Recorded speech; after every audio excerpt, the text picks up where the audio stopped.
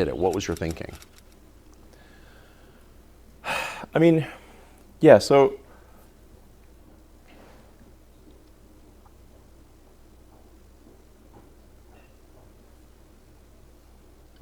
my view is that if Trump doesn't win this election, it's the last election we're going to have. President Trump must win to preserve the Constitution. He must win to preserve democracy in America. Well, because I think we want to remain a democracy, and we don't want to become a one-party state. Yes. It's the exact opposite. The people call Trump a threat to democracy, but the people who are saying Trump's a threat to democracy are themselves the threat to democracy. Yes. One-party rule is not democracy. One party where essentially the party elite pick a candidate, as happened with Kamala, is not democracy. She's simply the face of a much larger machine. Yes. And she will say whatever the teleprompter, whatever's on the teleprompter, she's going to say it. Yes. Now she gets stuck if the teleprompter breaks. That happened recently. I think the teleprompter stalled, and she was just like looping for a while, for about a minute. Remember his number? 32. Today we got 32 days until the election.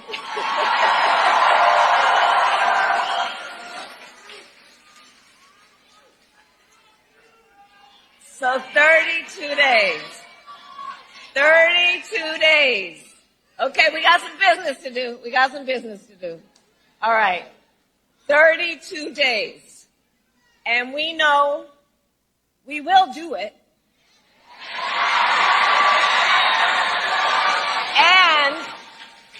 And this is going to be a very tight race until the very end. But she'll just say whatever words are on the teleprompter. So, it's really whoever controls the teleprompter is the actual sort of, that's who's actually in charge. And who is that, do you think?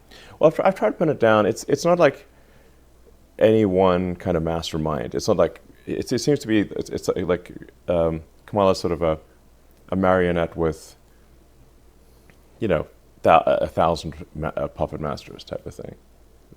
Like not, it's or maybe it's somewhere north of 100 is what it seems like. Yes. I bet you know 80 of them. I probably know most of them, yeah. Yeah. So, I mean, just by virtue of your job and what you've been doing for the last 30 years, I mean, you just, and I should say, I think you voted for Biden. I'd like to see a matchup of those, call it the top 100 puppet masters on the Epstein client list. Do you think there's some overlap? Strong overlap. When are we going to see that list, do you think? I don't know. It's mind-blowing that they've not tried to prosecute even one. Not even the worst offender on the Epstein client list. They've not even tried to prosecute even one. That's insane. 500 or 600 January 6 protesters in prison, and not one person on the Epstein client list. Will that ever come out, do you think? I think part of why Kamala's getting so much support is that if Trump wins, that Epstein client list is going to become public. Yes. And some of those billionaires behind Kamala are terrified of that outcome. Yeah. Do you think Reid Hoffman's uncomfortable? Yes. Yeah. And Gates. And Gates. Yeah. You had a number of meetings with Jeffrey Epstein, who, when you met him 10 years ago, he was convicted of soliciting prostitution from minors. What did you know about him when you were meeting with him, as you've said yourself, in the hopes of raising money? I had dinners with him. I regret doing that. He had relationships with people he said, would give to global health, which is a interest I have. It was reported that you continue to meet with him over several years, and that, in other words, a number of meetings.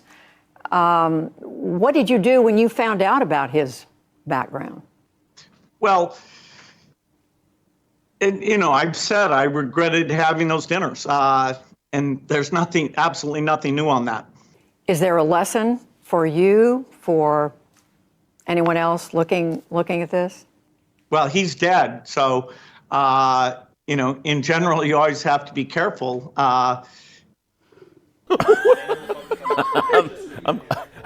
You're fucked, dude. I'm fucked.